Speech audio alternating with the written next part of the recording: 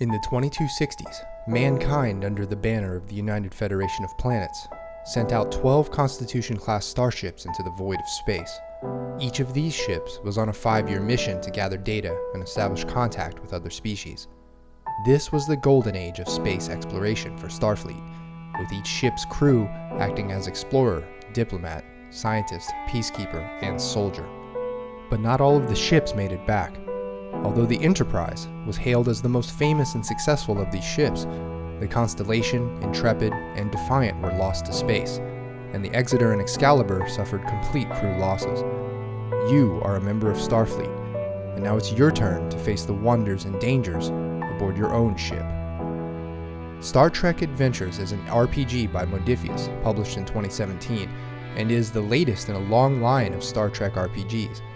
It uses the 2D20 system, the publisher's go-to RPG game engine. This core rulebook is primarily set in the middle of the 24th century, at about the start of the Deep Space Nine and Voyager storylines, but offers ample detail on the Star Trek setting based on the original series timeline in the 23rd century, and even further back in the mid-22nd century at the very start of humanity's deep space exploration. At the time of this recording, there have now been 13 Star Trek movies as well as 6 TV series, with another 2 in the works. On a personal note, I've watched every last one of these movies and shows, and I have to formally report it's a lot of canon and storyline to take in.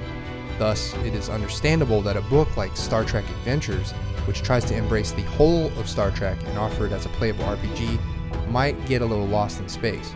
But this game, as can be expected of any first-party Modiphius product, does contain a lot of compelling elements. In all the decades that I watched Star Trek, I never once saw a map of the setting's galaxy.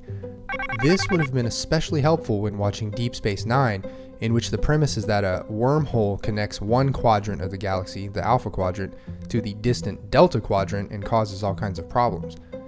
I think the most important thing about this map is that it illustrates how limited the warp engines of all the species really are.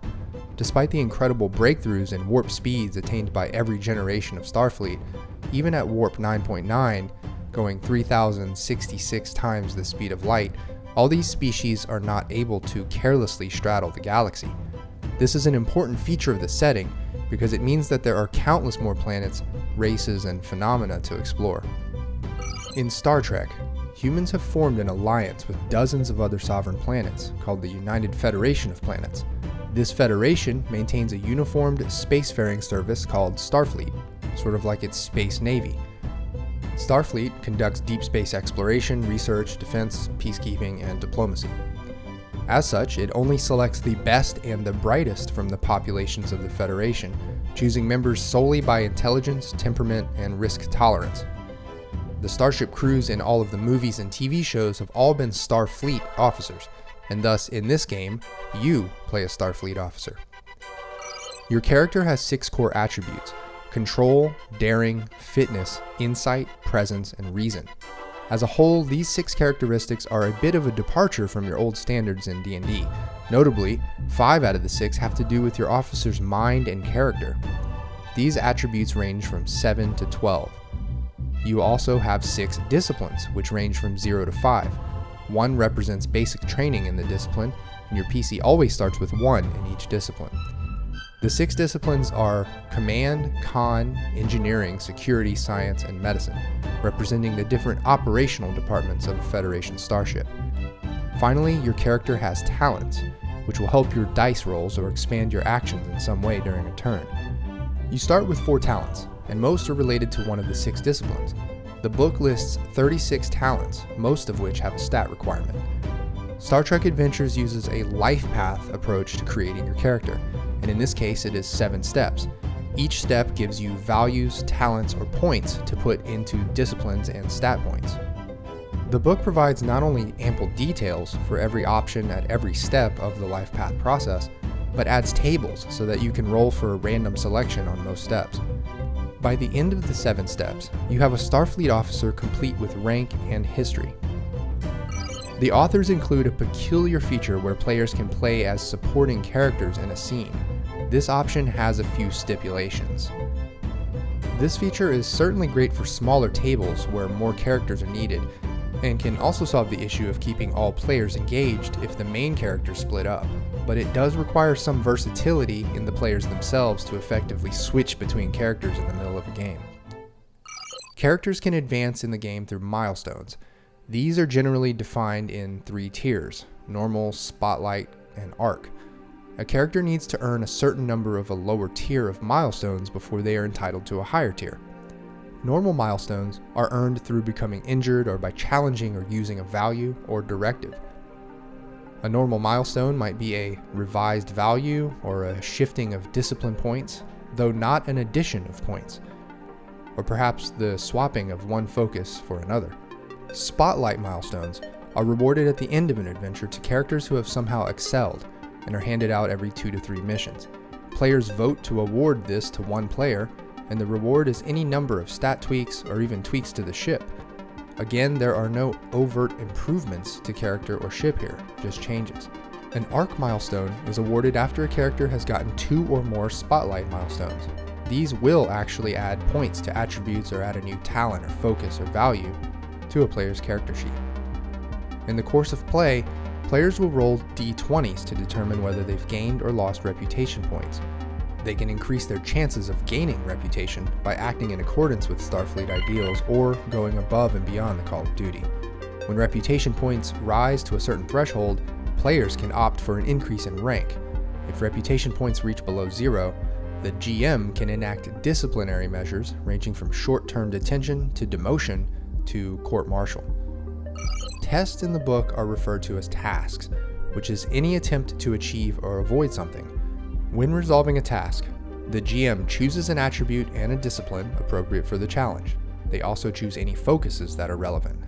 You then add that attribute and discipline. This is the target number. The GM then decides the difficulty of the task, ranging from 0 to 5, sometimes higher. This is how many successes the player needs to roll to succeed. The player then picks up 2d20 to roll. They can add up to 3 more d20s to roll by spending momentum or adding to threat or using determination.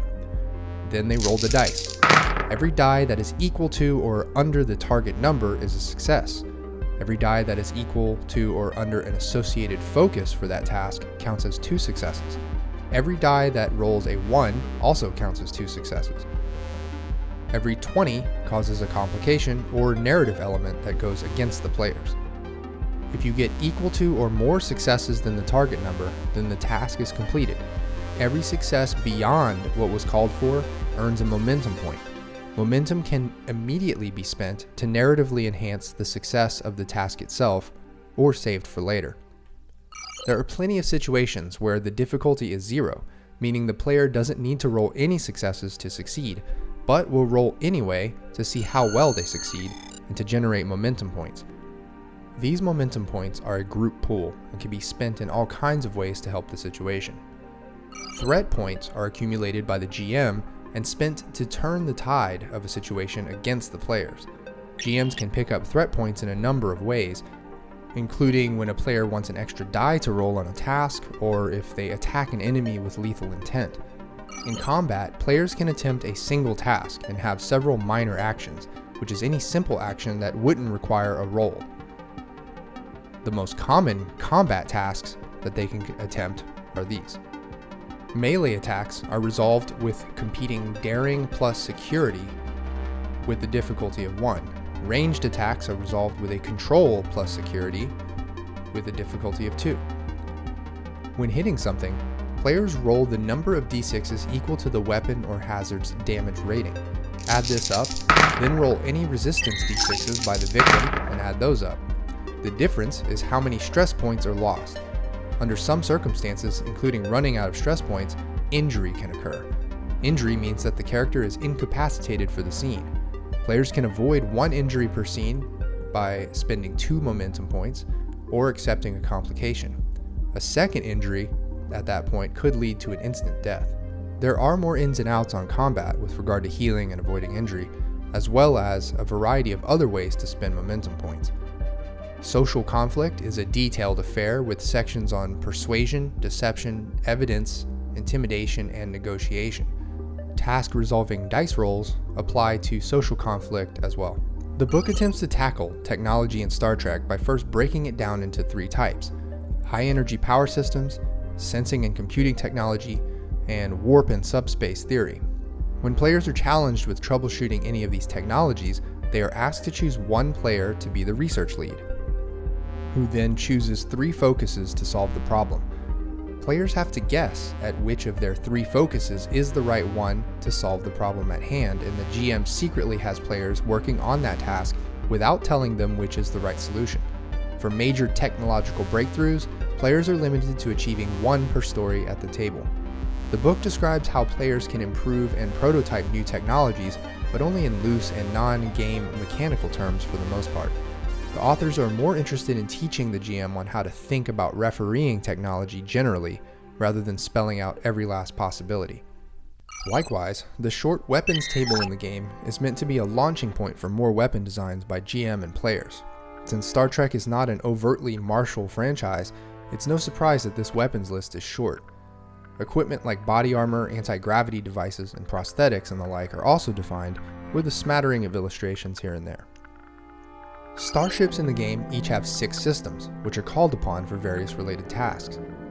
For example, players will invoke the ship's structure if attempting to reinforce against a crash landing or altering life support or withstanding a weapons attack. Every ship also has 6 departments, rated from 0 to 5. Just like a player character's attribute plus discipline combination to attacking a task, a character uses a ship's system plus department for ship-related tasks.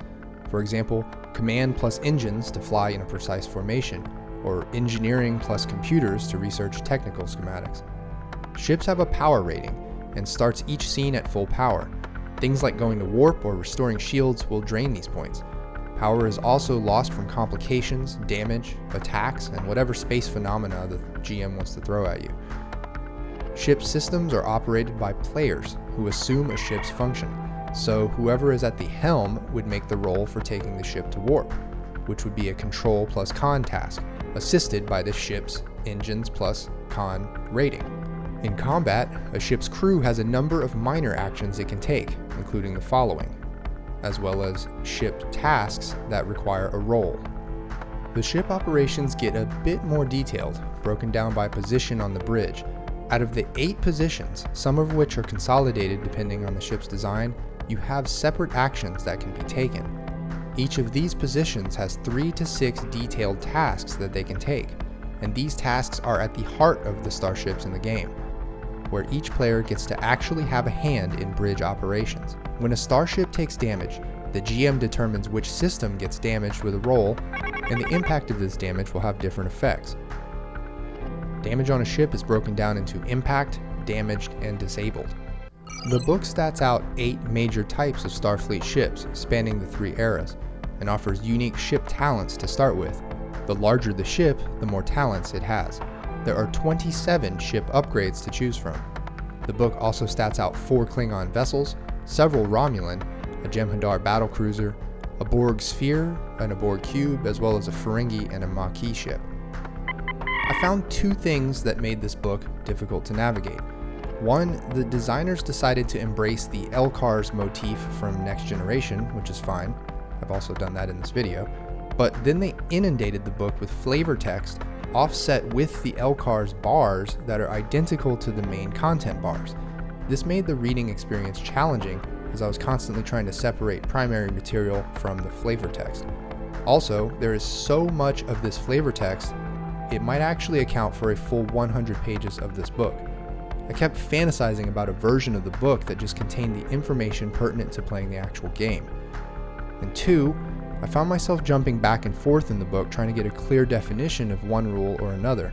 A lot of it seems scattered about, with valuable and critical information buried in columns of unemphasized text. Despite these issues, the book actually brings with it a ton of helpful info on how to handle encounters, promotions, scenes, and detailed NPCs.